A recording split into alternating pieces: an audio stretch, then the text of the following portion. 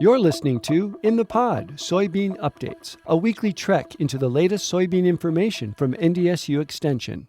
Soybean farmers need to eventually sell their soybeans.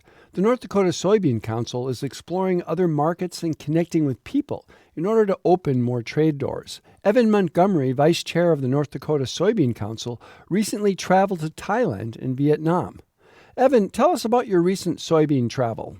Yeah, we were just recently on a trade mission to Thailand and Vietnam. Visited a lot of industry there. We visited soy beverage and food production. We visited a feed mill, talked with the foreign ag secretaries in both countries. We even got to visit a fish farm, got to meet with and talk with industry of all sorts relating to soybeans in both countries. How are soybeans used in these countries? The food-grade soybeans are generally used in the soy beverage production. There was many different kinds of soy milk that we tried. A lot of high-protein varieties. A lot of tofu is being used. Edamame soy yogurt was big. Just a lot of interesting ways to get high-quality protein into their diets, which is becoming kind of an important thing. It's a good, safe source of protein and nutrients. What part of the travel was most impressive? Both countries had a sort of a similar relationship with soybeans. They each import whole beans. Food-grade soybeans is also a big part of it.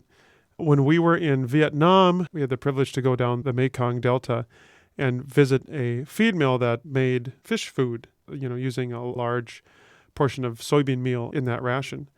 And we were actually able to literally follow the bag of feed down to a fish farm, essentially. And we got to meet a gentleman and his family who live on this, I want to call it a fish raft, but it was a floating platform where there was fish being raised. Got to talk with him and literally I see our soybean meal being fed to his crop of fish. It was kind of a neat full circle moment. Soybeans can be imported from most anywhere. Why import from the U.S.? It was interesting. When we were at this feed miller, we saw two big bunkers of soybean meal, and one of them looked a little bit off color and had bridging in there where there was kind of caked up parts of soybean meal. Then the other bunker had really nice color, ran nice, it was dry, and it looked kind of familiar. Well, it looked familiar because that was U.S. soybean meal, just like the stuff being crushed over here in Castleton, for instance. But they told us they can count on it being in good quality. It gets here quickly. It stores nice. They know what they've got. They actually told us that U.S. soybean meal stores better than even U.S. beans being crushed in country. And I said it's because we keep it in the refrigerator up here. The day when I said that, there was a 110-degree difference between the temperature there and the temperature back home.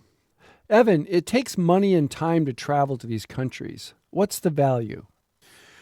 We met with a soy milk producer in Thailand who told us, he said, I used to buy all Canadian beans because they would come and visit me, but then the U.S. people started to come visit me, and now I buy U.S. soybeans. That interpersonal relationship is very valuable, especially over there. This lady at the feed mill that we met in Vietnam had actually been over to North Dakota to one of the gentlemen on the trade mission, had been to his farm. It helped her put a face to the farmer on the other end. It was just a really neat moment. We were there for questions. We got all sorts of great questions from them about, what's it like to be an American farmer. We're able to show a chart of the soybean production in North Dakota from the early 90s to today. And I showed that chart to a gentleman in Thailand, and he was kind of taken aback by the kind of almost exponential rise in soybean production. And just our ability as a state to be able to bring that much production to bear in that short amount of time, I think surprised him.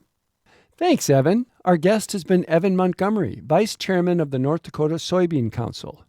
You're listening to In the Pod, Soybean Updates, a weekly trek into the latest soybean information from NDSU Extension, supported by the North Dakota Soybean Council.